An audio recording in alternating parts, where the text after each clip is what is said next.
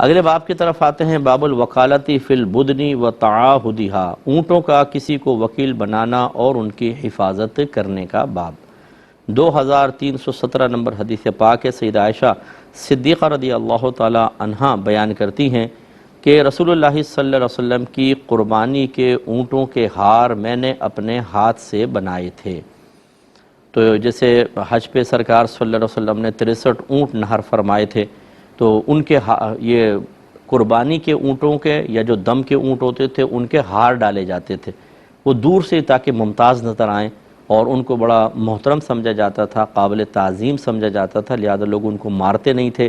اسی طرح اگر وہ کسی کے بھی تالاب پہ جا کے پانی پئیں تو ان کو منع نہیں کرتے تھے کہ بھئی قربانی کے اونٹ ہیں، اللہ کی بارگاہ میں ہمارے درجات کی بلندی کا سامان کرنے کے لیے اللہ تعالیٰ نے ان کو گویا کہ مخصوص کر دیا ہے، تو ان کی تعظیم کی جاتی تھی۔ ان ہاروں کے بارے میں فرما رہی ہیں کہ رسول اللہ صلی اللہ علیہ وسلم کی قربانی کے اونٹوں کے ہار میں نے اپنے ہاتھ سے بنائے تھے، پھر رسول اللہ صلی اللہ علیہ وسلم نے اپنے ہاتھوں سے ان ہاروں کو اونٹ کے گلے میں ڈالا، پھر رسول اللہ صلی اللہ علیہ وسلم نے ان اونٹوں کو میرے والد کے ساتھ بھیج دیا، یعنی ابو بکر صدیق کے ساتھ۔ پھر رسول اللہ صلی اللہ علیہ وسلم کے اوپر ان چیزوں میں سے کوئی چیز حرام نہیں کی گئی جو اللہ تعالیٰ نے آپ کے لیے حلال کر دی تھی، حتیٰ کہ قربانی کے اونٹ کو نحر کیا گیا۔ تو گویا کہ حضرت ابوبکر صدیق رضی اللہ تعالیٰ عنہ کو قربانی کے اونٹوں کا وکیل بنا دیا کہ آپ قربانی کریں، اور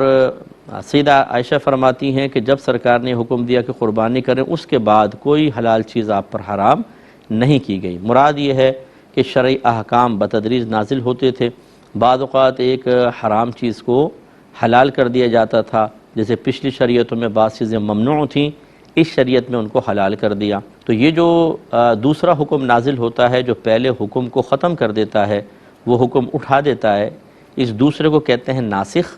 اور جو حکم چلے جاتا ہے اس کو منسوخ کہتے ہیں۔ منسوخ ہونے کا مطلب یہ نہیں ہوتا کہ پہلا حکم غلط تھا دوسرا صحیح آ گیا، ایسا نہیں ہوتا،